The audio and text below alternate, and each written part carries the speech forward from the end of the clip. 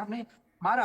और भारत का बहुत अच्छा एक स्ट्रेटेजिक मूवमेंट था ये कि दुनिया को दिखाया गया कि देखिए ये सेंटर है, यही सेंटर है जो पाकिस्तान को चलाते हैं, यही सेंटर है जो खैबर पख्तून को अपना नहीं मानते हैं, जी यही सेंटर है जो बलूचिस्तान को अपना नहीं। आप देखिए बीएलए उनसे लड़ रहा है, मतलब वो खुद कई फ्रंट में लड़ रहे हैं, भारत से क्या लड़ेंगे आप बताइए।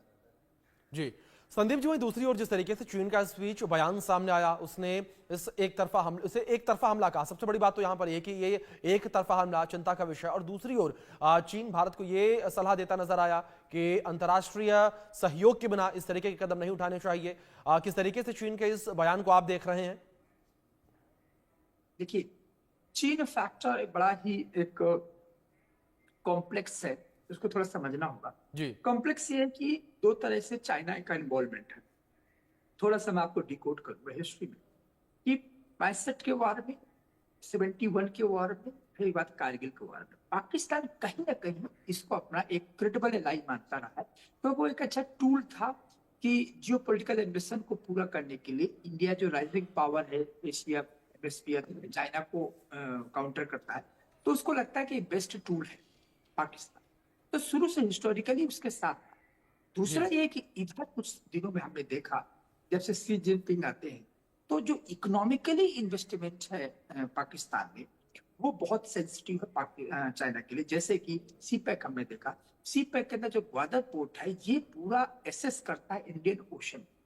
इसके बाद ये पूरा यूरोप में जाने के लिए पूरी तरीके से चाइना को एक रास्ता देता है।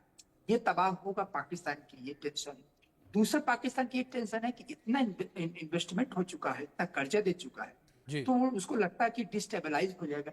तीसरी सबसे बड़ी टेंशन ये है कि जो हमेशा थोड़ा थोड़ा भारत को परेशान करने की आदत थी, वो अब शांत हो जाएगा। अब तो इसके बाद पाकिस्तान तो मुझे लगता है 30-40 साल के लिए थोड़ा सा शांत रहेगा, जैसे 71 के बाद 30 सालों तक शांत रहा, 90 जी तक। जी तो यहां से भी एक स्टॉप लगेगा कि ऐसा है कि आप भारत से तो मत उलझिएगा। जी तो चाइना की ये सब परेशानियां है।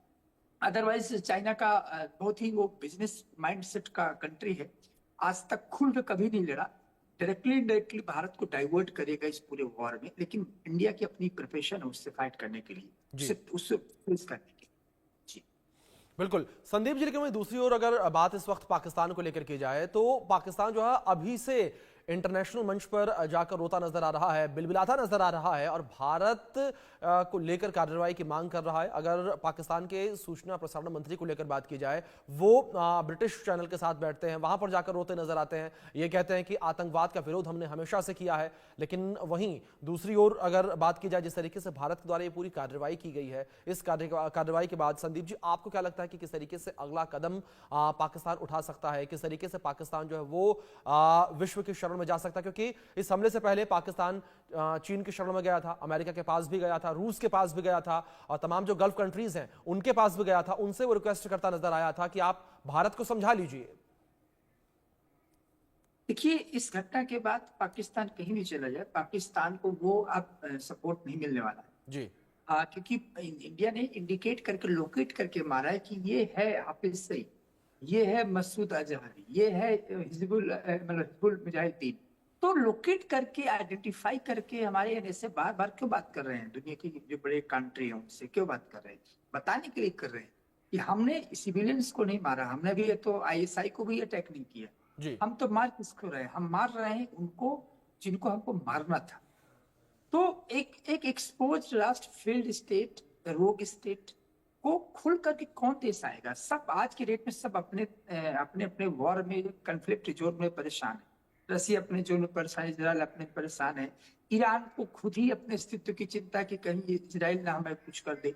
तो कहीं ना कहीं सब देश, यूएसए का अपना ही इकोनॉमिक टेंशन चल रहा है। तो दुनिया में चाइना की अलग ही वॉर ट्रेड जो वॉर चल रहा है उसका अलग ही टेंशन है। तो सब कंट्री में अपना अपना कहीं ना कहीं कंफ्लिक्ट जोन बना हुआ है।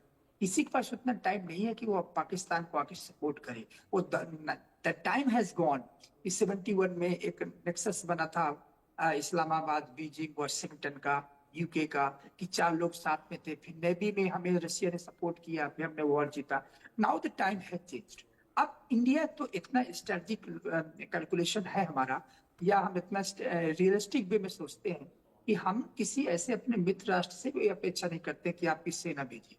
हमें सेना की जरूरत है, दुनिया की दूसरी सबसे बड़ी सेना भारत के पास है। जी बट ये है कि सामरिक दृष्टि से स्ट्रेटेजिकली और डिप्लोमेटिकली एक कम्युनिटी में एक जो साइकोलॉजिकल एक इकोसिस्टम बनाया जाता है वो जी हमारे फेवर में है। जी हम इसी में लगातार बार बार बात कर रहे हैं, एनएसए की चाहे बात हो या फिर मिनिस्टर लेवल की बात हो, जो हमारे फॉरेन मिनिस्टर है, तो वो कंटिन्यू वो डायलॉग चल रहा है। इस मामले में भारत आगे है। जी संदीप जी, लेकिन वहीं दूसरी ओर अगर बात